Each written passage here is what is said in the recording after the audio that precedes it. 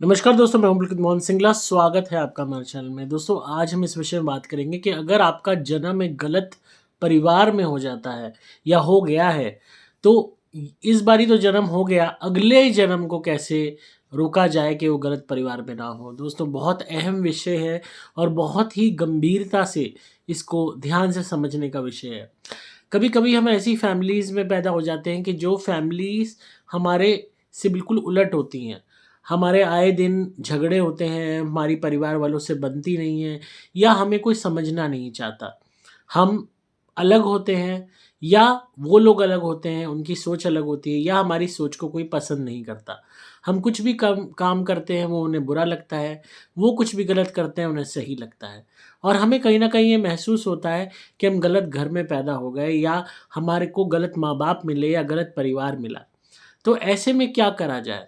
दोस्तों, कभी-कभी हालात ऐसे हो जाते हैं कि हम उसको अपने ऊपर हावी होने देते हैं, उस सारे बिहेवियर को, उस सब माहौल को, और अपने हालातों से समझौता कर लेते हैं।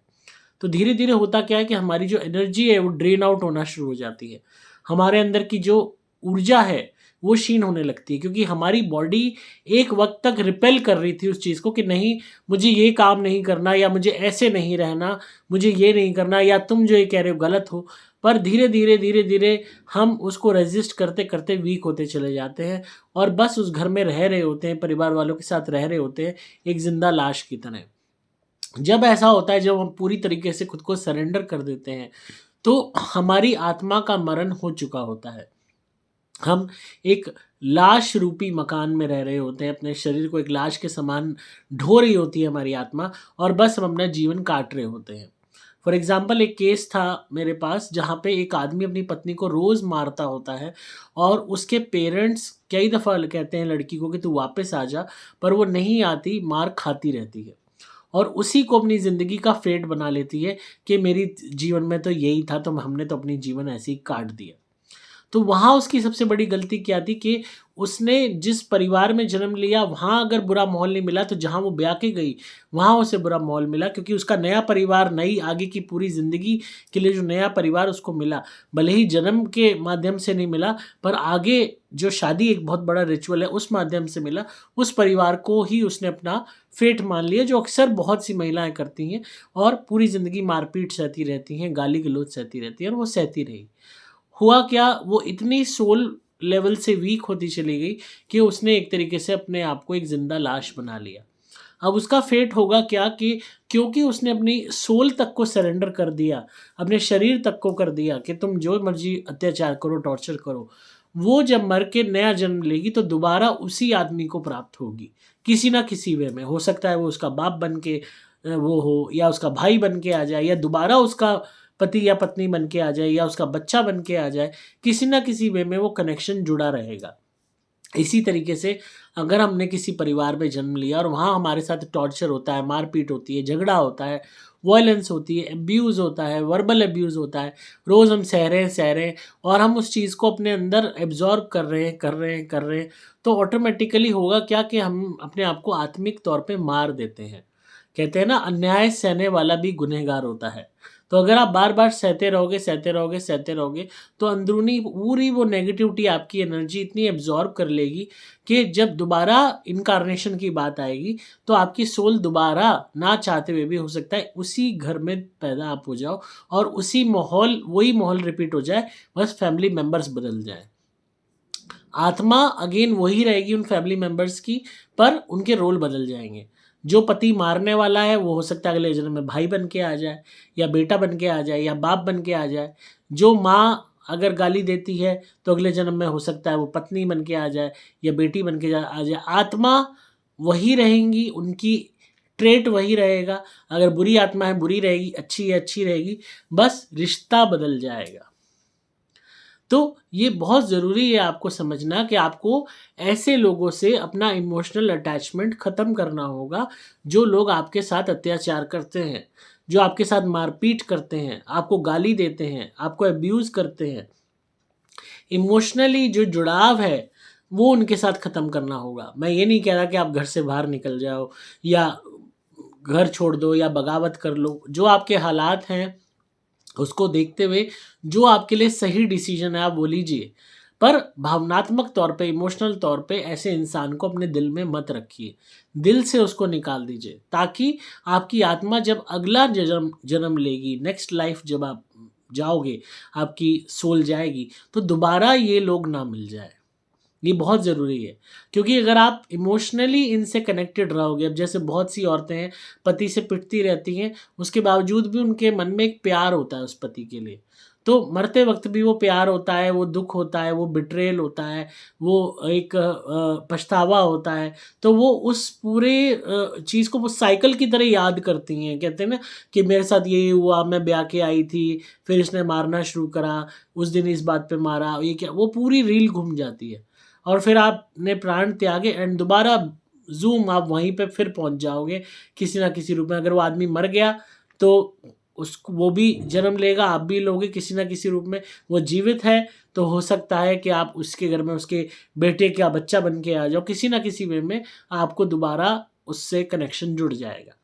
तो इमोशनली अपने आप को आपको स्ट्रांग बनाना होगा और उस इंसान को अपने दिल और दिमाग से निकालना होगा, कि आपको फ़र्क ही नहीं पड़ रहा कि वो इंसान है भी कि नहीं। तभी आप उस इंसान की को दोबारा पाने से खुद को रोक पाओगे, अपने उस सोल कनेक्शन को काट पाओगे। ये जो मैंने अभी केस बताया जिसमें बाप मारता था पत्नी को, वो बेटी को भी मारता था। उसने क्या किया, एक दिन अपनी बेटी को वाइपर से मारा। एक दिन उसने क्या किया, उसके यहाँ कोई क्लाइंट वगैरह आए हुए थे रात को, तो उसने अपनी बेटी को कहा रात को उठ के तू चाय नाश्ता बना, रात के टाइम। उसकी कोई फैक्ट्री वगैरह थी तार वगैरह की, जो रबड़ के तार होते हैं जो है उसकी। तो उसने फैक्ट्री नुमा घर था उसका, घर में ही फैक्ट्री थी, ऊपर वो रहता था, नीचे फैक्ट्री बना रखी थी। तो उसने अपनी बेटी को कहा कि जैसे मज़दूर वगैरह आते हैं तार वगैरह लेके, टेम्पो में वो आए, रात को 12-1 बजे गाड़ी आई, तो उसकी बीवी सो रही थी। पहले बीवी को कहा कि उठ के चाय ब्रेड बना के दे मज़दूरों के लिए, वो नहीं उठी तो उसकी आँख पे मुक्का मारा। फिर उसने अपनी बेटी को कहा, बेटी नहीं उठी तो बेटी को पीटा, फिर बेटी उठी और चाय ब्रेड बना के दी और उसके बाद रोते-रोते सोने चली गई।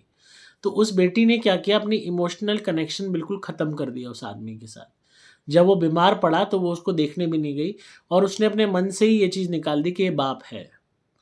उससे क्या हुआ कि वो खुश रहना सीख गई। जब तक वो इमोशनली कनेक्टेड थी, वो दुखी रहती थी कि मेरे पापा मेरे साथ ऐसा क्यों करते हैं, ये है, वो है। जब उन्होंने हमसे कंसल्टेशन ली, उसकी माँ को मैंने बहुत समझाया कि आप इमोशनली माइंड से निकाल दो कि ये आपका पति है।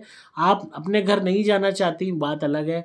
आपके माँ-बाप आपको रखना नहीं चाहते, बात अलग है। ऐसे बहुत से माँ-बाप होते हैं जो मतलबी होते हैं, गंदे होते हैं, भाई होते हैं, बहुत गंदे होते हैं।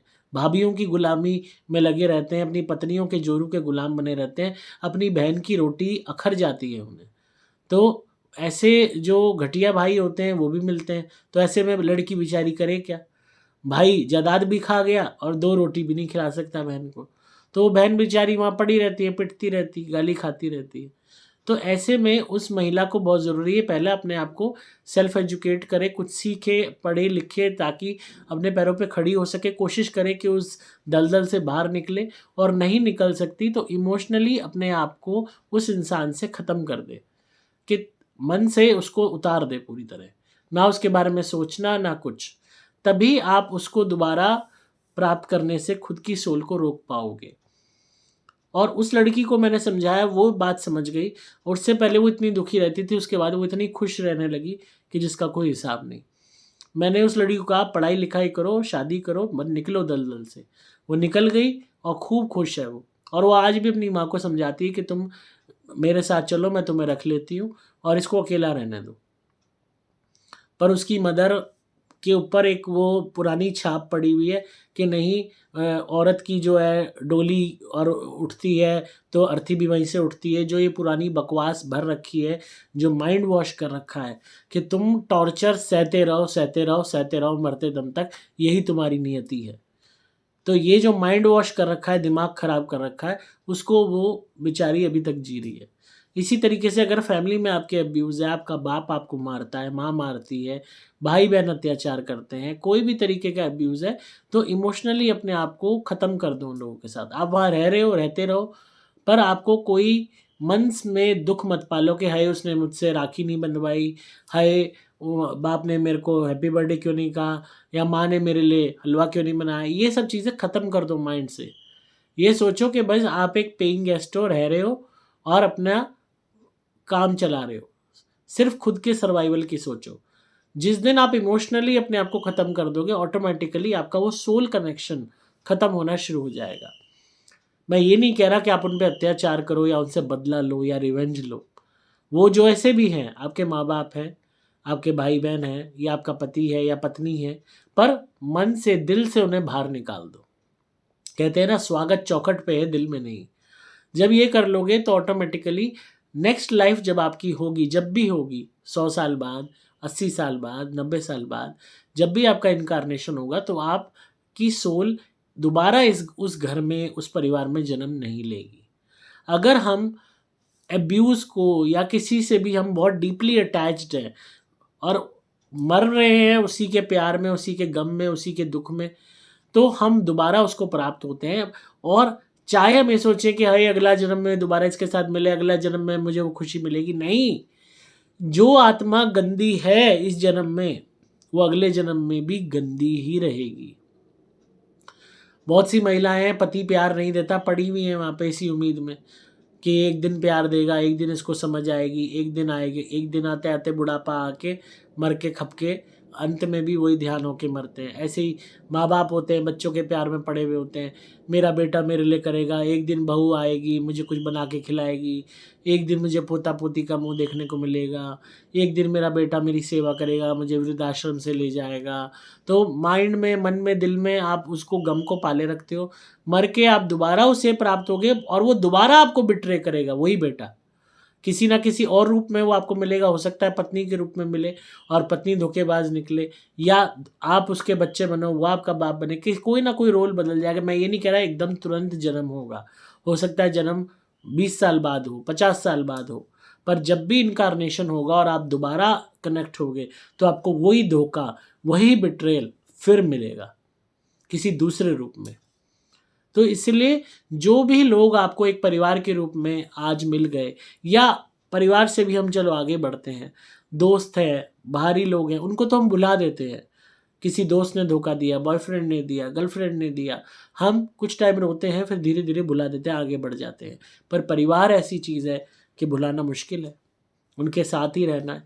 रिश्तेदार हैं, उन्हें भी बुला देते हैं, रिश्तेदारों ने धोखा दिया, चाचा ने ज़मीन खा ली, किसी चाचा ने पैसा मार लिया, किसी बुआ ने ये कर लिया, किसी ने वो कर लिया, दुनिया भर के हर परिवार में झगड़े हैं। तो बहुत टाइम तक इमोशनली हम कनेक्टेड रहते हैं, दुखी रहते हैं, परेशान रहते हैं।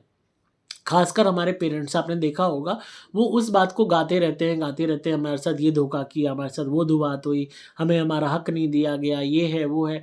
तो वो इमोशनली कितने ज़्यादा डीपली उस बिट्रेयल के कारण, धोखे के कारण डिस्टर्ब हैं कि वो पूरी लाइफ उसको गाते हैं और आपको भी सुनाते हैं, और आपके ही माइंड में भी वो रील फिक्स हो जाती है, एंड आप भी उसी चीज़ को फिर गाने शुरू करते हो। चाचा गंदा है, बुआ गंदी है, ताऊ गंदा है, उसने यूं किया। आपने देखी होगी बहुत सी रील्स के फादर के साइड के रिलेटिव्स को बुलाने के लिए बीन बजाई जा रही है क्योंकि सब सांप है। तो आप, जो आपको फीडिंग की गई पेरेंट्स द्वारा कि ये सब गंदे हैं, अब आपको तो, आप तो छोटे थे, आपको नहीं पता ये वाकई में उतने गंदे हैं या नहीं, पर धीरे धीरे आप ऑब्जर्व करने लगते हो बिहेवियर से, जेलसी से, कि हाँ जो पेरेंट्स ने कहा हो सकता है सही हो। पर आप भी उस इमोशनल ड्रेनेज में आप भी कूद जाते हो, आप भी इमोशनली कनेक्ट हो जाते हो उस धोखे के साथ, उस एब्यूज़ के साथ, उस बिट्रेयल के साथ, उस बिहेवियर के साथ, उस नेचर के साथ जो आपके पेरेंट्स ने सहा या आपने सहा। और इमोशनली कनेक्ट होते ही आपके माइंड में बार बार स्ट्राइक करता रहता है, उसने ऐसा किया, वो इतना गंदा है, वो ये है, वो ये है। आप खाली बैठे भी उनके बारे में सोच रहे हो, नेगेटिवली कनेक्ट हो रहे हो सोल लेवल से। तो होगा क्या, पेरेंट्स भी मरते वक्त रिग्रेट करते मरेंगे, मेरी ज़मीन खा गया, मेरा पैसा खा गया। आप भी रिग्रेट करोगे, अरे मेरे ज़मीन मेरे चाचा ने दाब ली, ये कर लिया, वो कर लिया। ऑटोमेटिकली आपकी सोल दोबारा अपने ही परिवार में जन्म लेगी। हो सकता है आप उनकी पीढ़ी के या उनके किसी बच्चे के बच्चे बन के पैदा हो जाओ, एंड दोबारा फिर आपको वही चीज़ रिपीट होगी किसी न किसी दूसरे वे में। तो अगर आप बिल्कुल फ्रेश स्टार्ट चाहते हो नेक्स्ट लाइफ में, तो इमोशनली कनेक्ट मत होइए, इमोशनली दुःख अपने दर्द लेके छाती में मत बैठिए। जो हुआ मिट्टी डालो। आपने ना उनसे बदला लेना है, ना आपने उनको गाली देनी है, ना आपने उनसे झगड़ा करना है। आपने उनको इनविजिबल की तरह ट्रीट करना है कि जैसे वो है ही नहीं। उनका होना ना होना बराबर है। वो कहते हैं ना, आ गए त्योहार आपके फेस्टिवल पे, आपकी शादी में, त्योहार पे आ गए तो बहुत अच्छा वेलकम, नहीं आए तो भीड़ कम। तो आपके माइंड में, दिल में वो कोफ्त आपने निकाल देनी है। तो हर तरीके से इमोशनली कनेक्शन अपना ख़त्म कर लीजिए। इमोशनल कनेक्शन ख़त्म करने का मतलब ये नहीं है कि आप उनके साथ दुश्मनों जैसा व्यवहार करें या दुश्मनी निकालें। अगर आप ऐसा करते हैं तो अगेन आपकी सोल नेगेटिव वे में कनेक्ट हो जाएगी और आपको दुश्मन के रूप में यही लोग फिर मिलेंगे। आपको जैसे अनजान इंसान है, कोई भी स्ट्रेंजर है सड़क पे, उसके बारे में आप कुछ नहीं जानते, आपको कोई लेना-देना नहीं है, आपको पता भी नहीं है उसकी ज़िंदगी में क्या चल रहा है और आपका इंटरेस्ट भी नहीं है। सिर्फ़ इसी तरीके से आपको उन्हें ट्रीट करना है कि आपको कोई फ़र्क ही नहीं पड़ता। चाहे घरवालों के साथ करना पड़े, चाहे बाहर वालों के। ऑटोमैटिकली आप देखेंगे कि आपकी सोल आगे बढ़ती जाएगी और उन बंधनों को तोड़ती जाएगी, जो दोबारा इसी परिवार में आपको जन्म दे सकते हैं। फिर होगा क्या कि जब आपका नया जन्म होगा, हो सकता है कि एक बहुत अच्छे परिवार में हो और उसके लिए आपको निरंतर तौर पे दान करने होंगे। गरीबों में खाने-पीने की चीज़ें दान करनी होंगी और जानवरों को खाना-पीना खिलाना होगा, उनकी सेवा करनी होगी। सिर्फ़ ये 2 कार्य हैं जिसके कारण आप अगला जन्म अच्छा पा सकते हो, ये 2 कर्म। अगर आप अपनी लाइफ में प्रत्येक दिन किसी न किसी जानवर को कुछ खिलाते हैं, किसी न किसी गरीब को कुछ खिलाते हैं और आपकी जीवन आयु सपोज़ 100 साल है, तो आप खुद सोचिए आपसे कितना लाखों करोड़ों बारी आपके द्वारा सत्कर्म हो गया। 365 दिन होते हैं 1 साल में, तो आप खुद ही कैलकुलेट कर लीजिए। तो ऑटोमेटिकली आपकी जो नेक्स्ट लाइफ होगी, वो बहुत बेटर होगी, बहुत अच्छे परिवार में होगी, सुख-सुविधाओं से भरी हुई ज़िंदगी में होगी। आप पूजा करो मत करो ये मैटर नहीं करता। तो इसीलिए इस बात पे ध्यान दीजिए और अब्यूज़ मत सहिए, अपने आप को स्ट्रॉन्ग बनाइए, उस दलदल से बाहर निकलने की कोशिश कीजिए, मेहनत कीजिए, पढ़ाई कीजिए, छोटी-सी चाहे नौकरी करनी पड़े, पर अब्यूज़ मत करिए किसी को भी, ना खुद बदला लीजिए, ना किसी से दुश्मनी निकालिए। माइंड को फ़ोकस रखिए अपने वर्क पे और निरंतर खुद को बेहतर बनाने का प्रयास करते रहिए। तो आई होप आपको आज की वीडियो पसंद आई होगी और आप इस बात पे गौर करेंगे। अगर आप नेगेटिविटी से परेशान हैं तो आप हमारी धुनी मंगाना मत भूलिए। सुपर प्लैटिनम या सुपर स्पेशल एक्स्ट्रा घर में जलाइए, आपको बहुत फ़ायदे होंगे। प्रोटेक्शन के लिए आप हमारे यहाँ से लॉकेट भी मंगवा के पहन सकते हैं और अभी भी कहूँगा 5 मुखी रुद्राक्ष पे मैंने ऑलरेडी आप लोगों को छठ तक ढील दे दी है। आप मंगा सकते हैं और पहन सकते हैं, उसका लाभ उठा सकते हैं। तो वीडियो कैसी लगी ज़रूर बताइएगा कमेंट्स में। लाइक कीजिए, शेयर कीजिए प्लीज़ चैनल को, ताकि और भी लोगों को बेनिफिट मिल सके। मैं हूँ आपका दोस्त पुलकित मोहन सिंगला।